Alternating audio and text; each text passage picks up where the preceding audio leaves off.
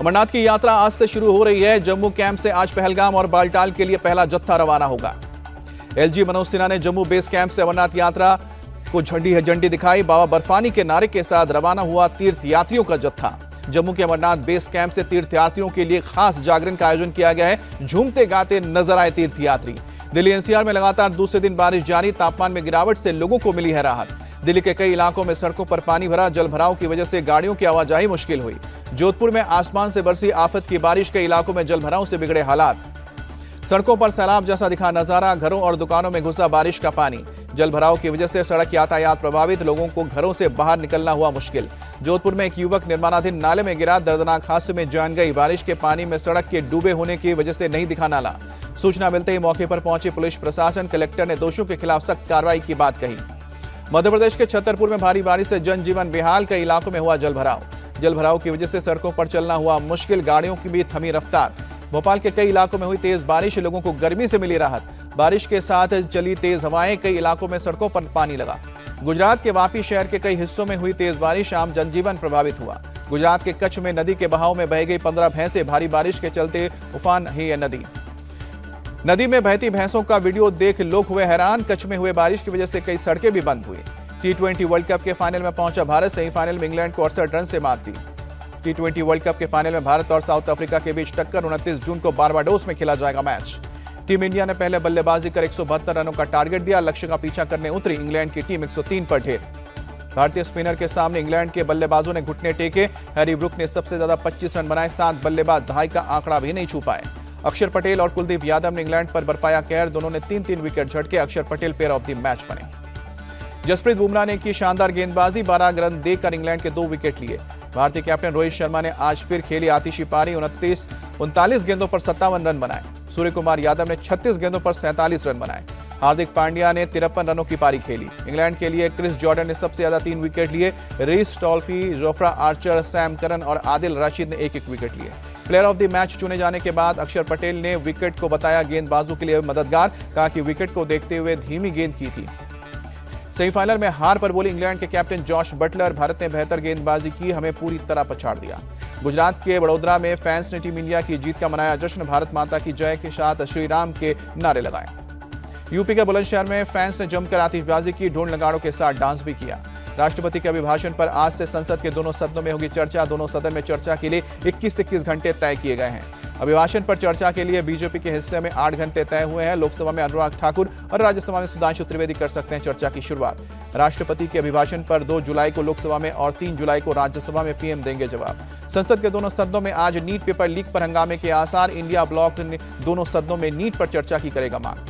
मल्लिकार्जुन खड़गे के घर पर हुई है इंडिया ब्लॉक की बैठक में बनी सहमति। नीट पर चर्चा की अनुमति नहीं मिलने पर सदन में विरोध जताने पर हुआ फैसला। सरकार नीट समेत तमाम मुद्दों पर सदन में जवाब देने को तैयार। नीट का मुद्दा उठाए जाने पर शिक्षा मंत्री धर्मेंद्र प्रधान देंगे सवालों का जवाब। सूत्रों के मुताबिक इंडिया ब्लॉक की बैठक में हुआ फैसला। राष्ट्रपति के अभिभाषण पर धन्यवाद प्रस्ताव पर बहस में लेंगे हिस्सा। संसद सत्र के लिए तैयार इंडिया ब्लॉक। हनुमान बेनीवाल बोले अग्निवीर, महंगाई और एमएसपी जैसे मुद्दों को उठाएंगे। प्रधानमंत्री आवास पर बड़ी बैठक। राजनाथ सिंह और अमित शाह शामिल। संसद सत्र सहित कई मुद्दों पर चर्चा हुई। केंद्रीय मंत्री ललन सिंह ने इमरजेंसी को बताया भारतीय इतिहास का काला दिन। कहा कि कांग्रेस इसे कभी स्वीकार नहीं करेगी। ललन सिंह ने कहा कि सच तो ये है कि संविधान को यदि कोई खतरा है तो वो कांग्रेस से है। हमने इमरजेंसी को भुगता है और आने वाली पीढ़ियां भी इससे बढ़ेंगी। दिग्विजय सिंह ने राष्ट्रपति के अभिभाषण को बताया निराशाजनक। कहा कि उन्होंने कुछ ऐसी बातें कही हैं जिनकी जरूरत नहीं थी।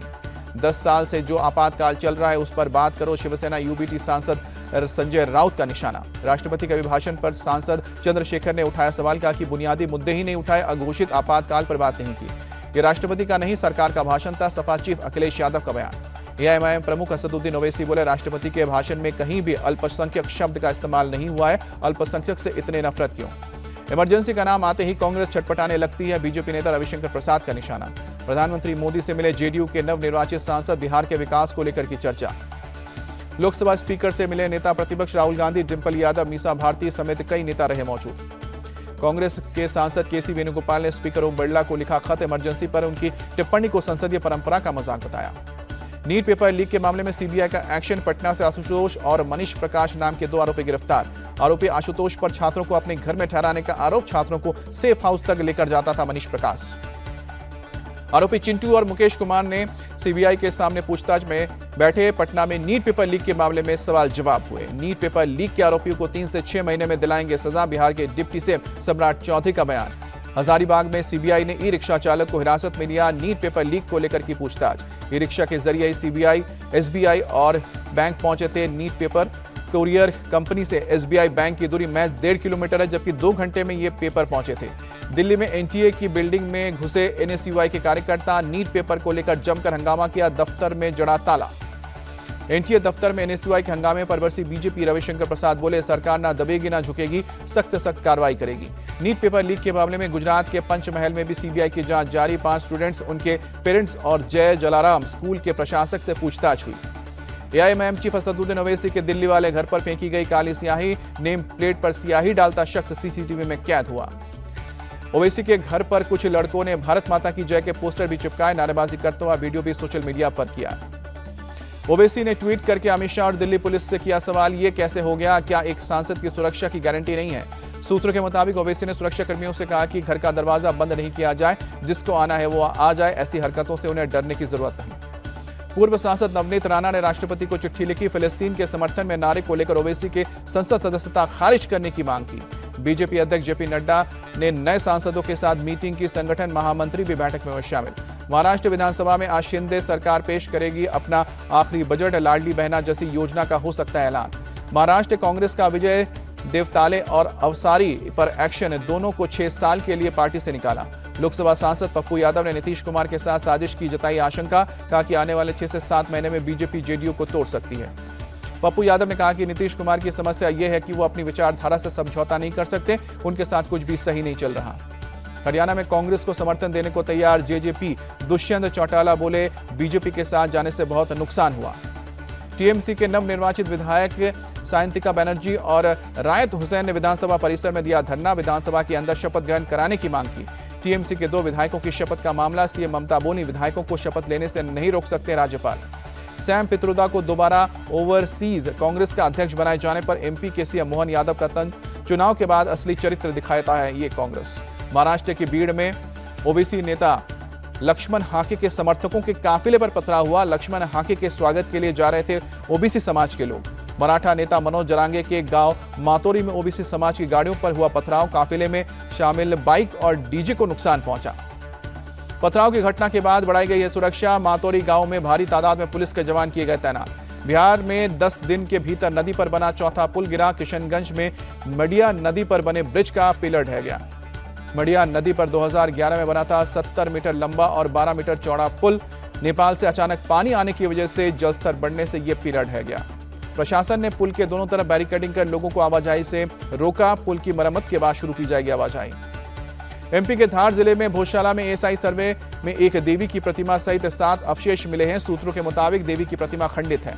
भोजशाला में गुरुवार को खत्म हुआ एएसआई का सर्वे। पेपर वर्क का काम बाकी। हाईकोर्ट में 4 जुलाई को सुनवाई के दौरान एएसआई पेश करेगी सर्वे की रिपोर्ट। हिंदू पक्षकार गोपाल शर्मा का दावा, दरगाह के पश्चिम में खुदाई के दौरान 7 अवशेष मिले हैं, जिसमें एक माता की मूर्ति और एक ब्रह्मा की मूर्ति है।